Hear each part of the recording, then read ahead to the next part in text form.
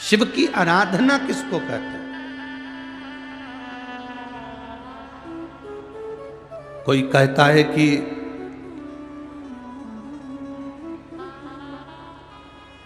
क्यों भटक रहे हो, क्यों जा रहे हो यहां वहां। हम कहते हैं तुम भटको भी मत, कहीं मत जाओ। तुम्हारे घर के नजदीक में जो शंकर का शिवालय हो, तुम्हारे घर के नजदीक में जो शंकर का मंदिर हो, शिव मंदिर हो, शिवालय हो, उस शिवालय में जाकर एक लोटा जल प्रतिदिन चढ़ाना प्रारंभ करो।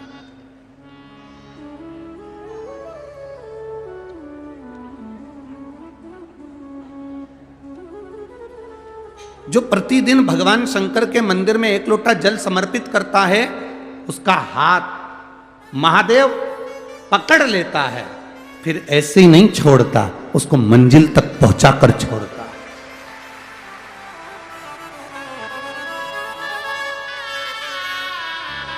वो ऐसे ही नहीं छूट सकता।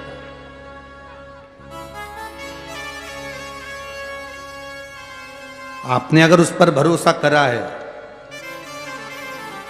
हां थोड़ा कष्ट हो सकता है, थोड़ी तकलीफें आ सकती है, थोड़ा दुख आ सकता है। जिंदगी में थोड़े थोड़े तकलीफें हर मनुष्य के जीवन में आती है। कोई संत, कोई साधु, कोई गुरु, कोई ब्राह्मण, कोई बहुत बहुत बड़ा महाराज भी अगर तुमको कह दे कि उसकी जिंदगी में दुख नहीं है, तो समझ लेना कि झूठ बोल रहा।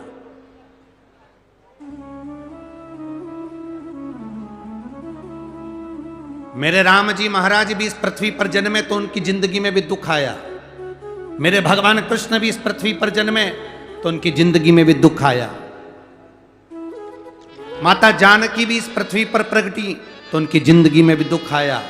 राधा रानी भी इस पृथ्वी पर प्रगटी तो उनकी जिंदगी में भी दुख आया। संसार में अगर जन्म लिया है, मृत्यु लोक में अगर तुम पैदा हुए हो, पृथ्वी पर अगर तुम आए हो, तो तुम्हारी जिंदगी में दुख ये नहीं कि नहीं आएगा। हमारे पूर्व के कर्म के अनुसार हमारी जिंदगी में दुख, हमारी जिंदगी में तकलीफें आती है, पर वो दुख मिटेगा कैसे?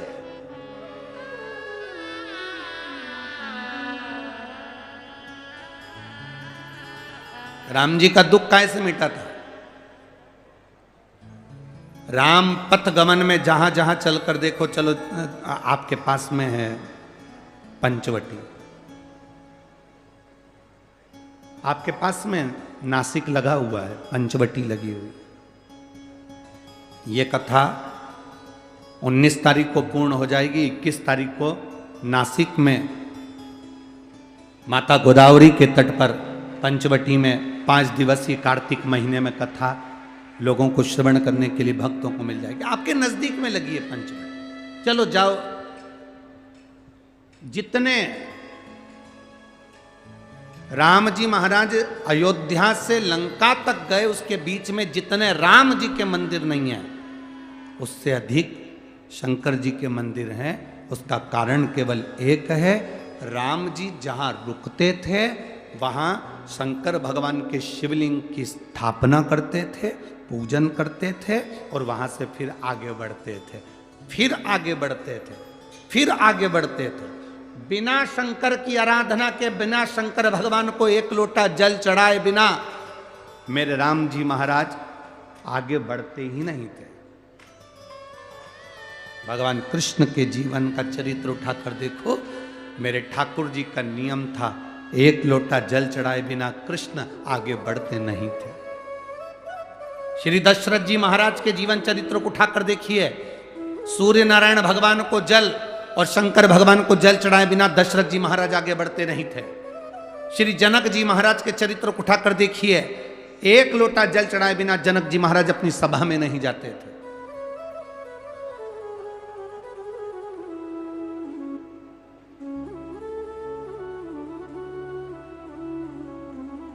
थोड़ी जिंदगी में तूफान आते हैं, कष्ट आते हैं, दर्द आता है, तकलीफें आती हैं, पर तूफान आता है तो पता चलता है ना कि मजबूती कितनी है। अभी पता चला, चला कि नहीं चला? अरे बोलो तो जम के। पता चला ना कि मजबूती कितनी है। ये हवा चलती है, तूफान आता है, तब पता चलता है मजबूती कितनी है। उसी तरह दूसरे धर्म के लोग तुम्हें डिगाने के लिए आगे बढ़ते हैं, पर तुम्हारे भीतर का सनातन धर्म दिखा देता है कि मजबूती कितनी।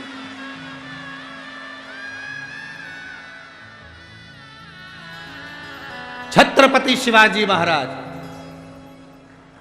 जिनकी माता ने कहा कि बेटा सामने किला है और वो किला मुझे चाहिए, शिवाजी कहते हैं माँ क्या बात करती हो, ये किला वहाँ कितना कितना सैनिकों का बल भरा पड़ा हुआ है और मेरे पास में कुछ भी नहीं है, मेरे पास कुछ भी नहीं।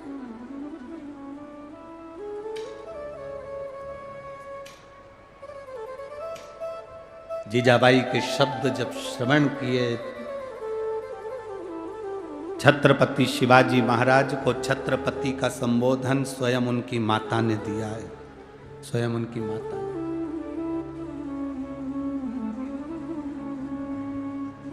कह दिया जीजाबाई, सामने जो किला है वो मेरा है, तुझे मालूम है?